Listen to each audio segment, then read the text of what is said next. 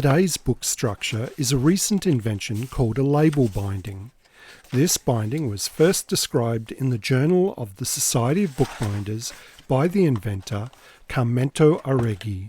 Her idea was for a simple paper binding without adhesive to protect the sections of books that had lost their original binding.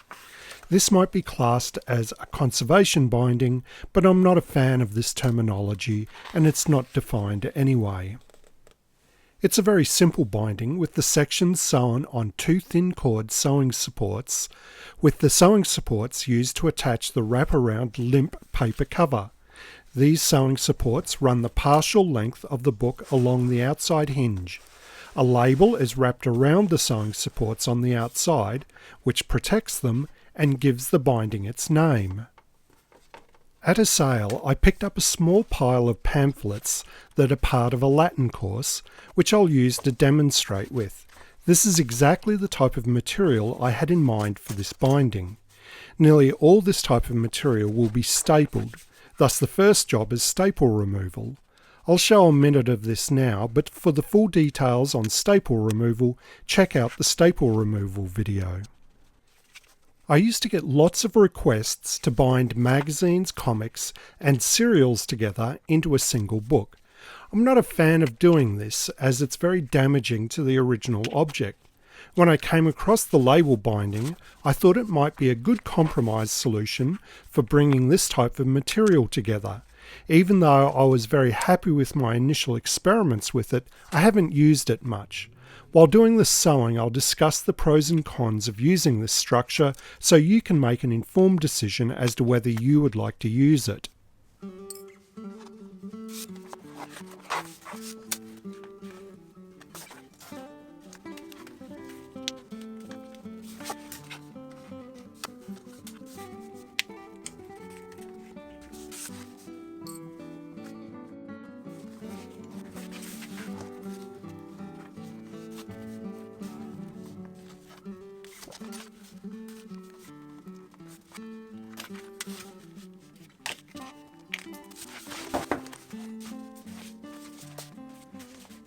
The author suggests using long-fibred, heavy handmade paper, preferably made with linen fibre, but I don't have anything like this available.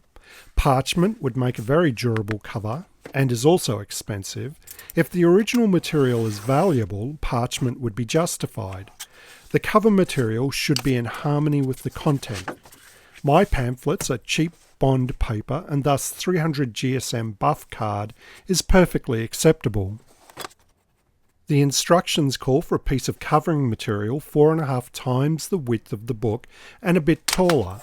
I didn't have a piece of card this long, which is okay as it just means the inside flaps will just be a bit short, but you would be better starting with a piece that was at least 4 times the width. The height depends on the size of the squares you want. The text attachment to the covers provides no structural support. Thus, I don't want any tail squares. I just want the sections sitting on the shelf. I'll add a 2mm square for the head and foredge to provide a bit of protection on these edges. I'll lightly mark the front and back on the inside of the cover material, which will also indicate the head and tail, so I can keep track for hole punching and folding. The sewing starts at the front so that the final knot is at the back. Since the sewing support is initially threaded through the cover, the front hinge crease is made first. Once the book is sewn and the thickness known, the second hinge crease is made. I fold the cover, making the back longer than the front by what I estimate the thickness of the book will be. Next, I'll pre-punch the sewing holes. I'll use my usual hooked template made of card for this. I'll put the kettle stitches 12mm in from each end.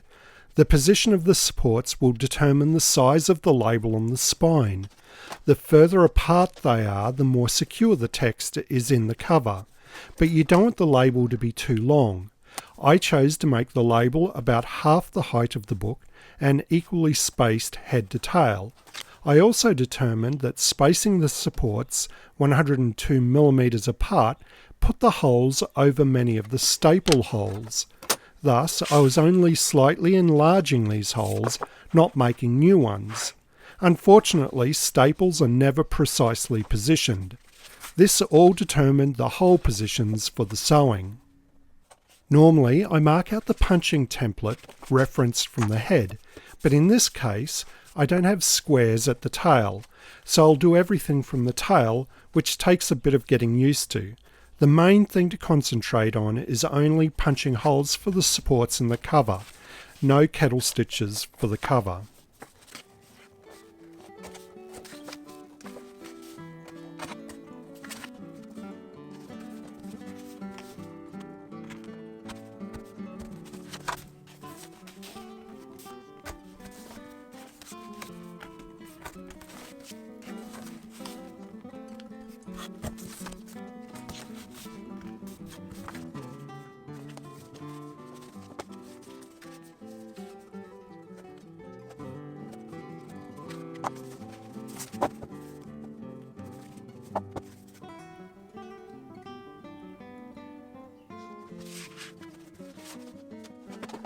I'm using a sewing frame because I have one, but you can easily make a frame with some wood and a board which will work just as well. I'll also follow the article and use a ruler inside the front cover to hold the cover down and tension on the sewing supports. I start by lacing the sewing support thread through the front hinge of the cover. I'm using 18/5 linen, which is the thickest thread I have, at about 0.7 millimeters thick. It's stiff enough that I can poke it through the holes, which I've made just big enough. The thread I'll use for sewing is 18/2, which is one of my thinner threads at about 0.4 millimeters thick. I put a piece of plastic between the sewing support and the cover to stop the thread tearing through the card. So what are the pros and cons of using this structure? The big pro is the minimal intervention to the original object. A few more holes are made in the spine folds, and in the future the binding is very easily removed. No adhesive on the original material. For cons, there is no support of the text, and if a square was added at the tail, the text would sag, and without a square the sections sit on the shelf and suffer some wear when the book is put on and off the shelf. For a book that has lost the original binding and will get very little use in the future, this may be a solution.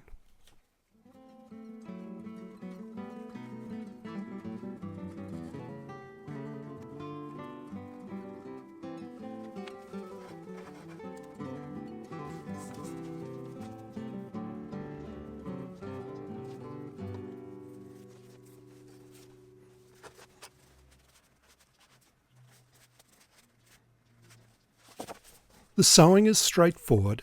I'll start at the tail instead of the head as I normally do.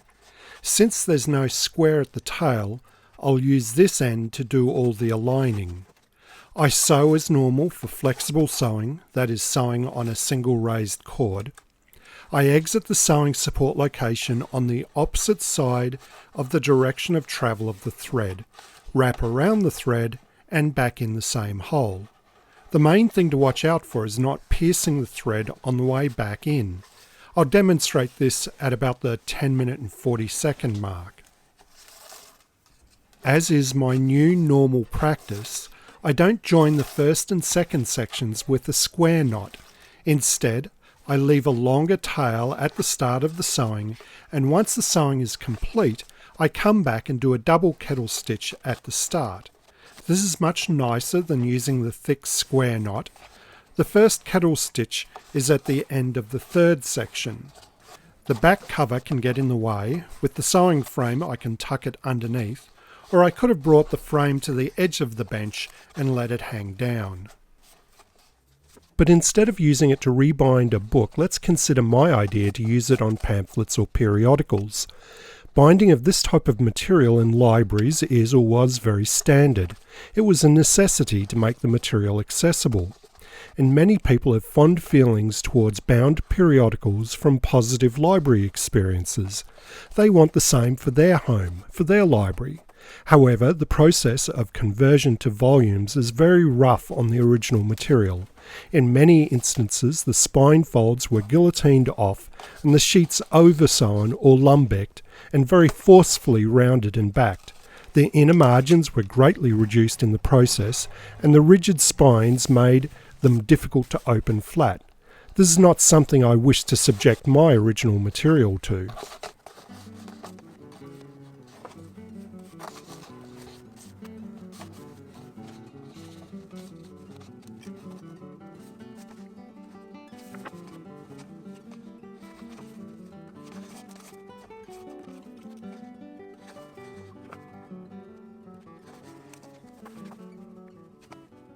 If you notice that you can't pull the thread tight after going around a sewing support, there's a good chance you've pierced the thread, and that's what I've done.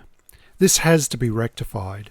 You can try and push the needle back through the thread and the holes, or take the needle off and pull the thread back, or do like I do and cut the thread, pull it back to before where the thread was pierced, and add new thread with the weaver's knot. Then continue sewing. In comparison to the processes used by libraries in the 20th century to bind periodicals, the label binding is very benign. But there is some minor intervention with the new sewing holes. For collectible material such as comics, this shouldn't be done. I personally keep all my pamphlets and periodicals in polypropylene cases. They're the same ones used by the National Library of Australia.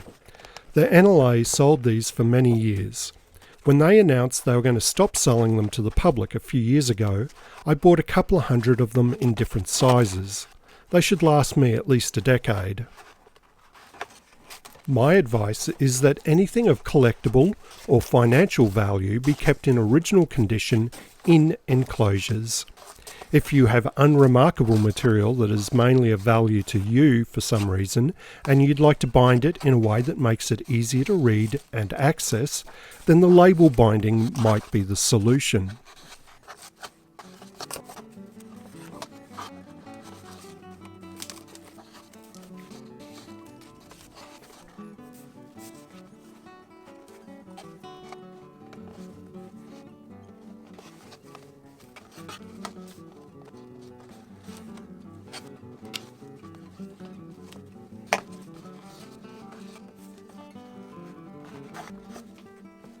I finished with the double kettle stitch as usual.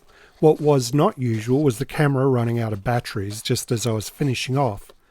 Because the spine isn't lined, the tail of the thread may end up sticking out somewhere. So I take it down to the first support and tie it off with an overhand knot and cut the tail short. I think this is a little neater. I release the sewing support threads and the ruler and flip the book over and finish the start with another double kettle stitch. Sorry about my head getting in shot a lot in this video. I've had a cold all week and was having trouble concentrating on all the things I'm supposed to do while making videos, like not putting my head in front of the camera.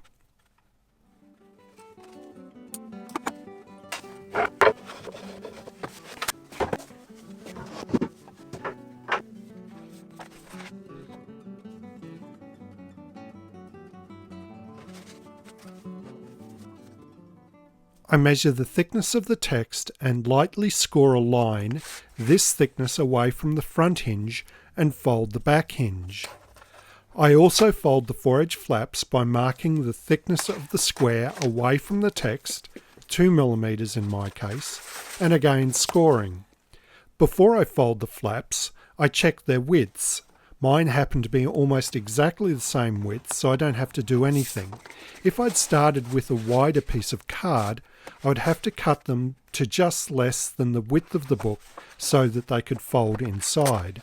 I also punch holes in the back hinge for the sewing supports.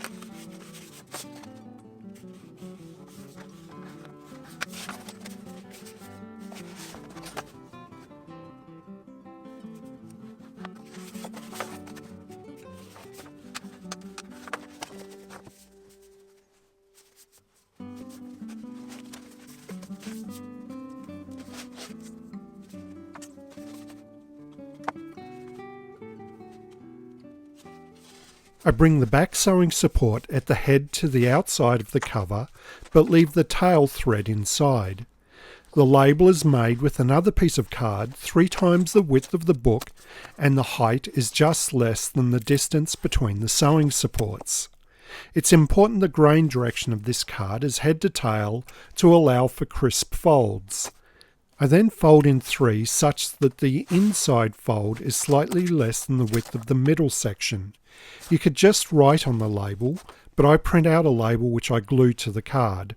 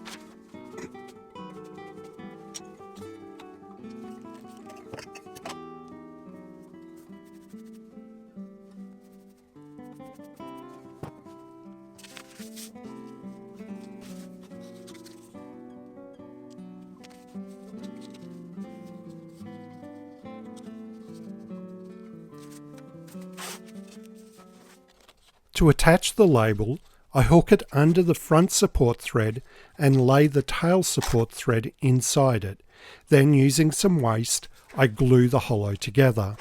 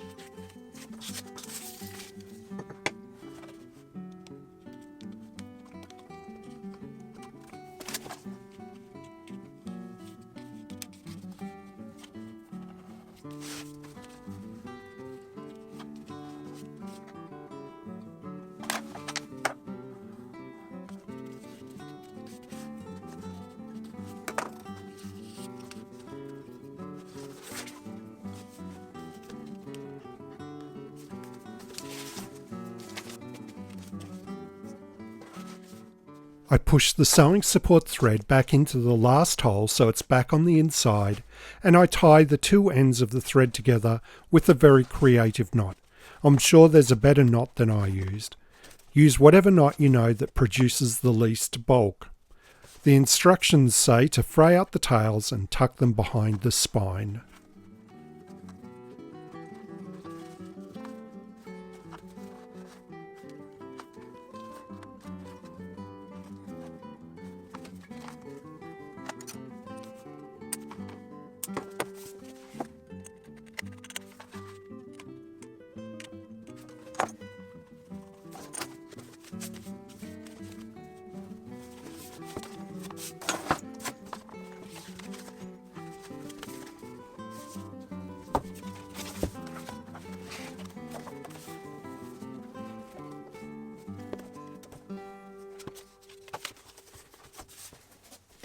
In one of my early uses of this binding, I copied and tidied up the front of one of the pamphlets from the series and glued it to the front cover, slightly turning it in over the head and tail. I think this looks good. In this case, I'm just going to put a simple label on the front. In the article, the author was much more creative and artistic in her examples, and you should be too.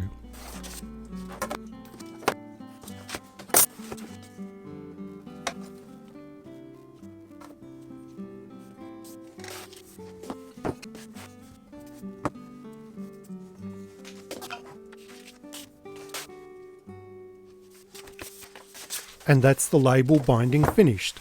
As always, I really appreciate you hitting the big thumbs up button.